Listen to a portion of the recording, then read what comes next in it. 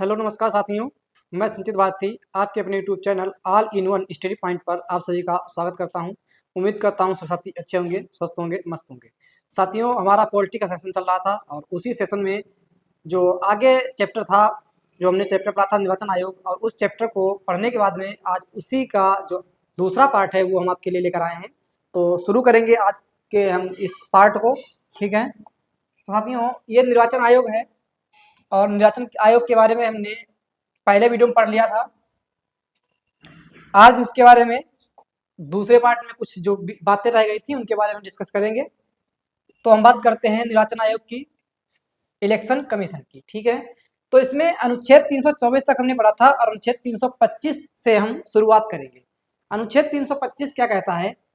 धर्म, जाति या लिंग के आधार पर व्यक्ति को मतदाता सूची में शामिल ना करने, ठीक है, शामिल ना करने और इनके आधार पर मतदान के लिए अयोग्य नहीं ठहराने का प्रावधान है। यानी अनुच्छेद 325 कहता है कि किसी भी व्यक्ति को उसके जाति, धर्म या लिंग के आधार पर क्या कर सकते हैं, आप उसको मतदाता सूची से हटा नहीं सकते हैं और ना ही उसको गलत ठहरा सकते हैं। ठीक है, ना ही उसको अयोग्य ठहरा सकते हैं। ये किसमें बताया गया है? तो ये अनुच्छेद 325 में बताया गया है। उसके बाद अनुच्छेद 326 की अगर हम बात करें, अनुच्छेद 326 कहता है लोकसभा एवं प्रत्येक राज्य की विधानसभा के लिए निर्वाचन वयस्क मताधिकार के आधार पर होगा। ठीक है, किसके आधार पर होगा? तो वयस्क मताधिकार के आधार पर ये जो भैया आपका निर्वाचन किया जाएगा। ठीक है, ये किसमें कहा गया है? ये लोकसभा एवं प्रत्येक राज्य की जो विधानसभा होती है उन सब में बताया गया है कि वयस्क मताधिकार के आधार पर क्या किया जाएगा? निर्वाचन किया जाएगा। और ये अनुच्छेद 326 में बताया गया है। अगर वयस्क मताधिकार की बात करते हैं, ये किसने भैया मांग की थी आपकी? तो ये बात अगर बात की जाए वयस्क मताधिकार पे के आधार पर किसने मांग की थी इसकी, तो आपकी डॉक्टर भीमराव अंबेडकर ने इसकी मांग की थी। ठीक है, आगे बात करते हैं अनुच्छेद 327 की। अनुच्छेद 327 क्या कहता है? अनुच्छेद 327 कहता है विधायिका द्वारा चुनाव के संबंध में संसद में कानून बनाने की शक्ति। ठीक है, किसके द्वारा? विधायिका के द्वारा चुनाव के संबंध में संसद में कानून बनाने की शक्ति किसने बताया गया है? ये अनुच्छेद 327 में बताया गया है। ठीक है, अनुच्छेद 328 क्या कहता है? अनुच्छेद 328 कहता है किसी राज्य के विधानमंडल को, ठीक है, विधानमंडल को उनके चुनाव के लिए कानून बनाने की शक्ति। यानी ये यहाँ पे किसकी बात चल रही है? ये राज्य की बात चल रही है। और यहाँ पर 327 में किसकी बात चल रही है? तो यहाँ पर केंद्र की बात है।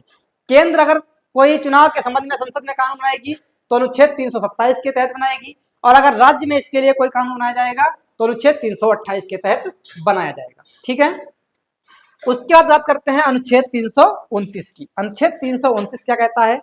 निर्वाचन संबंधी मामलों में न्यायालयों के हस्तक्षेप का निषेध। यानी कि अनुच्छेद 329 कहता है कि निर्वाचन संबंधी अगर कोई भी बात है, ठीक है, कोई भी मामला अगर है तो उसमें भैया आपका जो न्यायालय है वो हस्तक्षेप नहीं करेगा। ठीक है, क्या नहीं करेगा? वो हस्तक्षेप नहीं करेगा। अनुच्छेद 329 में ये बात कह दी गई। ठीक है, उसके बाद बात करते हैं, अब बात करेंगे चुनाव की सूचना कौन देता है। अगर चुनाव है तो उसकी सूचना कौन देगा? तो लोकसभा में और राज्यसभा में कौन बताएगा भैया? राष्ट्रपति जी बताएंगे आपके कि चुनाव है। ठीक है, और विधानसभा और विधान परिषद में राज्यपाल। ठीक है, लोकसभा और राज्यसभा में राष्ट्रपति और विधानसभा और विधान परिषद में आपके राज्यपाल। ठीक है, उसके बाद में हम बात करते हैं वीएन तारकुंडे समिति। ये आपकी कब आई थी?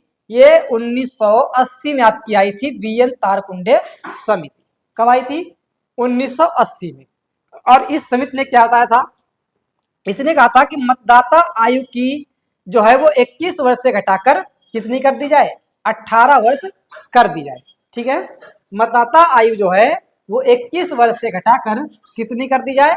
18 वर्ष कर दी जाए। ये भैया तारकुंडे समिति की क्या थी? ये सिफारिश थी। ठीक है, तारकुंडे समिति ने ये सिफारिश की थी कि भैया जो इनकी मतदाता आयु है वो 21 वर्ष से घटाकर 18 वर्ष कर दी जाए।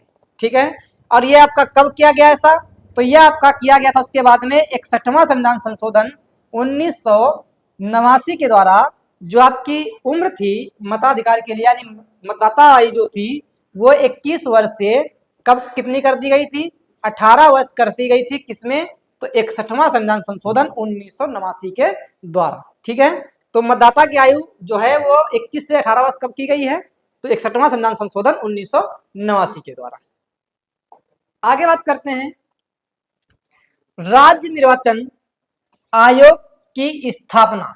ठीक है, ये भैया कौन कह रहा है आपकी? तो ये आपकी बातें जो है वो वीएन तारकुंडे समिति कह रही है, और वीएन तारकुंडे समिति की पहली सिफारिश थी मतदाता आयु 21 वर्ष से घटाकर 18 वर्ष कर दी जाए। दूसरी सिफारिश की क्या थी? कि राज्य निर्वाचन आयोग की स्थापना की जाए। ठीक है, establishment of state election commission, यानी राज्य निर्वाचन आयोग की स्थापना की जाए। तीसरी सिफारिश इनकी थी चुनाव आयोग को बहुसदस्य बनाया जाए, यानी कि जो चुनाव आयोग है उसको बहुसदस्यीय बनाया जाए। बहुसदस्यीय का मतलब क्या है? इसमें एक तो आपके मुख्य चुनाव आयुक्त हो, एक मुख्य चुनाव आयुक्त हो, ठीक है, और साथ ही इनके 2 उप चुनाव आयुक्त हो, या कह सकते हैं अन्य चुनाव आयुक्त हो। ठीक है, 2 क्या होने चाहिए? अन्य चुनाव आयुक्त। ठीक है, तो ये बात किसने बताई है? ये भैया तारकुंडे समिति ने कहा है कि तीसरी इसकी सिफारिश थी चुनाव आयोग को बहुसदस्यीय आयोग बनाया जाए, यानी कि केवल मुख्य चुनाव आयुक्त नहीं होना चाहिए, साथ में उनके सहयोगी भी होने चाहिए। इनकी चौथी सिफारिश थी उम्मीदवारों के व्यय का लेखा जोखा रखा जाए। ठीक है, किसका लेखा जोखा रखा जाए? तो जो भी व्यय कर रहे हैं यानी खर्च कर रहे हैं वो उनका क्या किया जाए? उसका लेखा जोखा रखा जाए, कितना कौन खर्च कर रहा है और कहां पर खर्च कर रहा है। ठीक है, उसके बाद में इनकी 5वीं सिफारिश थी रेडियो और दूरदर्शन पर, यानी कि कह सकते हैं हम आपका रेडियो और उसके बाद दूरदर्शन का मतलब है आप टीवी चैनलों पर प्रचार के लिए समय दिया जाए।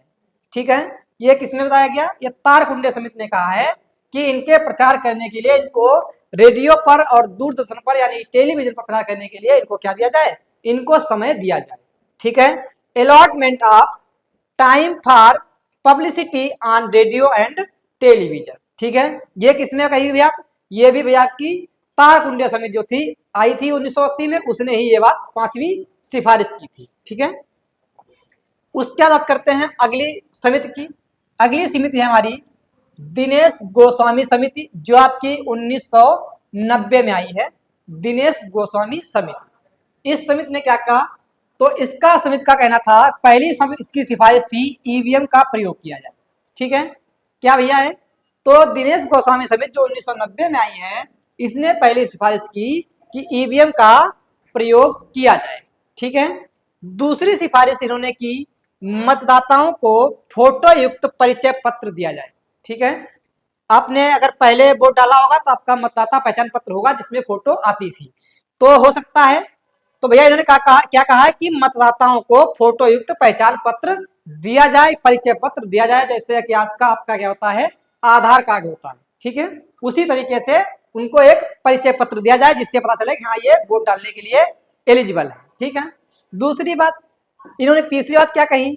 रिक्त स्थानों को 6 माह में भरे जाने की सिफारिश।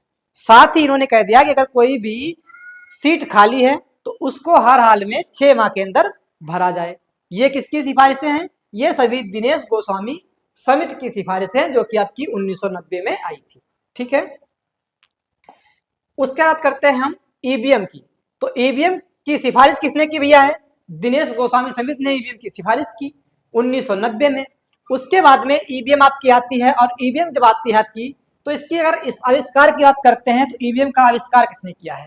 अब हम पढ़ेंगे थोड़ा ईवीएम के बारे में ही। तो ईवीएम का जो आविष्कार है वो किसने किया था भैया? तो इसका आविष्कार किया था एमवी हनीफा ने। ठीक है, व्यक्ति थे एमवी हनीफा जिन्होंने ईवीएम का आविष्कार किया था। ठीक है, किसका भैया? ईवीएम का। आगे करते हैं, इसका जो पंजीकरण किया गया वो 15 अक्टूबर 1980 में इसका पंजीकरण किया गया था। कब किया गया था? 15 अक्टूबर 1980 में। इसका प्रदर्शन कहाँ दिखाया गया, यानी कह सकते हैं इसको प्रदर्शित कहाँ किया गया, पहली बार इसको दिखाया कहाँ गया, तो 1979 में इलेक्ट्रॉनिक कारपोरेशन ऑफ इंडिया के द्वारा इसको सबसे पहले प्रदर्शित किया गया, दिखाया गया। ठीक है, और सर्वप्रथम प्रयोग की अगर बात करते हैं, इसका सर्वप्रथम प्रयोग कहां पर किया गया, तो 1982 के केरल विधानसभा चुनाव जो हुए थे उसमें एक सीट थी आपकी थरूर विधानसभा। तो ठीक है, कौन सी, थरूर विधानसभा थी। उस क्षेत्र में कुछ पोलिंग स्टेशन थे जिन पर इसका प्रयोग किया गया था। किसका भैया, तो ईवीएम का, यानी इलेक्ट्रॉनिक वोटिंग मशीन जो थी आपकी, उसका प्रयोग किया गया था सर्वप्रथम 1982 में। कहां पर किया गया, तो केरल में किया गया। केरल में एक जगह थी जिसका नाम था थरूर विधानसभा क्षेत्र, और उस विधानसभा क्षेत्र में कुछ पोलिंग स्टेशन थे जहां पर इसका पहले प्रयोग करके देखा गया। ठीक है, उसके बाद में जून 1999 की बात है आपकी, उसमें क्या हुआ, गोवा विधानसभा का संपूर्ण चुनाव, यानी कि जो पूरा चुनाव जो था वो ईवीएम से ही कराया गया। कब कराया गया, तो जून 1999 में। कहां का चुनाव पूर्ण कराया गया, ये आपका कराया गया गोवा का। और इसका एक तरीके से कह सकते हैं कि ट्रेलर कहां पे लिया गया, तो वो आपका केरल में लिया गया, और थरूर विधानसभा सीट जो थी उस पर इसका प्रयोग किया गया। ठीक है, उसके बाद में मई 2004 में 14वीं लोकसभा चुनाव जो हैं वो ईवीएम से कराए गए। ठीक है, मई 2004 में 14वीं लोकसभा जो थी उसके क्या किए गए चुनाव, वो भैया आपके ईवीएम से कराए गए। ठीक है, अब बात करते हैं जो ईवीएम होती है उसकी एक वैलिडिटी जो यूनिट होती है उसमें कितने प्रत्याशी आ सकते हैं, तो उसमें आपकी 16 प्रत्याशी आ सकते हैं। किसमें भैया, ईवीएम की एक वैलिडिटी जो यूनिट होती है उसमें 16 प्रत्याशी आ सकते हैं। और ऐसी यूनिट होती कितनी है एक ईवीएम में, तो ऐसी 4 यूनिटें आपकी एक ईवीएम में होती हैं, यानी कि कह सकते हैं 64 प्रत्याशी, यानी कि 16 गुणे 4 बराबर 64 प्रत्याशी जो आपके हैं वो एक ईवीएम में आपके आ सकते हैं। ठीक है, यानी कि 64 जो प्रत्याशी होंगे उनके चुनाव चिन्ह वगैरह जो होंगे वो आपके एक ईवीएम में दर्शाए जा सकते हैं। ठीक है, उसका बात करते हैं, अब बात करते हैं एक यूनिट में कितने वोट पड़ते हैं। तो हमने आपको बता दिया कितनी आपकी यूनिट थी, उसमें 4 यूनिट थी, और एक यूनिट में वोट कितने पड़ेंगे, तो एक यूनिट में 3840 वोट डाले जा सकते हैं। कितने वोट डाले जा सकते हैं, तो 3840 जो वोट हैं वो एक यूनिट में डाले जा सकते हैं। किसके माध्यम से, ईवीएम के माध्यम से। उसके बाद भारत जो है ये ईवीएम किसको किसको भैया सप्लाई करता है, यानी अपने यहाँ से भारत से ही, तो एक आपका हो जाएगा नेपाल, नेपाल को देता है, भूटान को देता है, नामीबिया को देता है, फिजी आपका एक देश है, और केन्या। ये कुछ आपके ऐसे देश हैं जहां पर ईवीएम भारत अपने यहाँ से भेजता है चुनाव के लिए। ठीक है, उसके बाद में ईवीएम का निर्माण जो है कहाँ होता है आपका, तो भारत इलेक्ट्रॉनिक लिमिटेड एक बंगलौर की एक कंपनी है, ये इसका निर्माण करती है। साथ ही electronic corporation of India limited Hyderabad. ठीक है, तो ये दो आपके ऐसे स्थान हैं जहां पर ईवीएम का निर्माण किया जाता है। ठीक है, कहां पर, एक तो बंगलौर और दूसरा हैदराबाद में आपकी ईवीएम का निर्माण किया जाता है।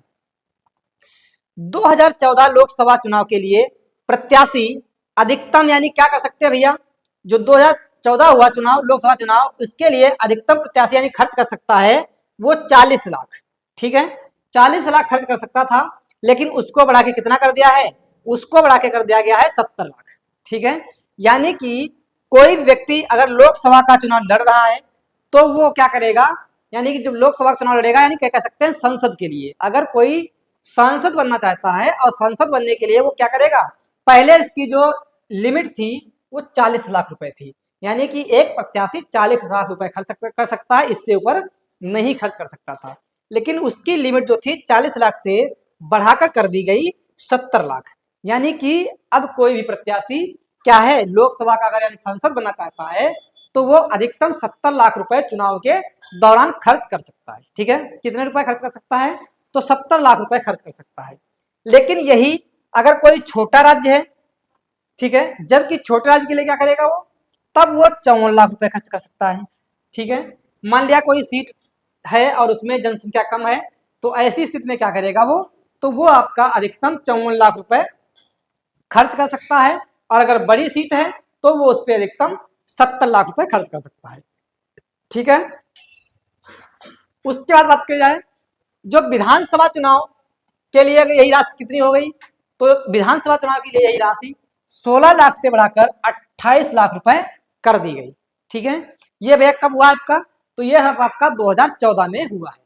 यानी कि विधानसभा चुनाव के लिए राशि 16 लाख से बढ़ाकर 28 लाख कर दी गई, और लोकसभा की राशि कितनी थी, तो वो 40 लाख से बढ़ाकर 70 लाख कर दी गई, और जो छोटे राज्य थे उनके लिए वो आपकी 54 लाख रुपए रख दी गई।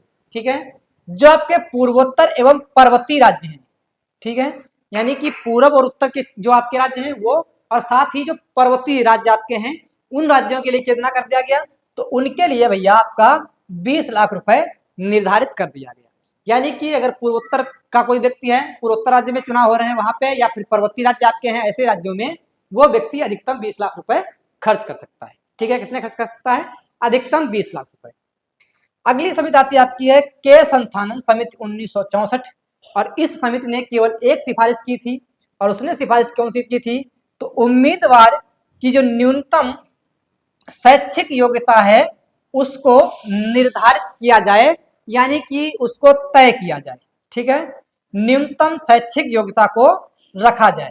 ठीक है, ये कर दिया इन्होंने सिफारिश की के संथान समिति ने, जो 1964 में आई, इसने कह दिया कि जो भी उम्मीदवार है चुनाव लड़ना चाहता है तो उसकी कोई न कोई एक शैक्षिक योग्यता निर्धारित कर दीजिए कि इस योग्यता के नीचे अगर कोई व्यक्ति है तो वो चुनाव नहीं लड़ सकता है।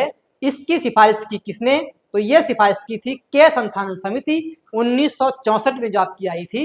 इसी ने कहा था कि भैया किसी भी उम्मीदवार को लड़ने के लिए चुनाव लड़ने के लिए क्या करना पड़ेगा, उनकी कोई योग्यता निर्धारित कर दीजिए, चाहे हाई स्कूल पास कर दीजिए, मान लिया कह सकते हैं, चाहे उनका कहना था कि चाहे हाई स्कूल कर दीजिए या इंटर कर दीजिए, जो भी उनको हिसाब से सही लगे चुनाव आयोग को, वो इनकी योग्यता को निर्धारित कर सकती है। किसने कहा, तो ये आपकी के संथानन समिति 1964 में आई थी, जो उसने ये बात कही थी। ठीक है, तो साथियों यही तक हमारा चुनाव आयोग का जो सेकेंड पार्ट था, और उसके बाद में मिलेंगे अगले वीडियो में। आपको आज के लिए इतना ही, bye bye, take care, best of luck, जय हिंद, जय भारत।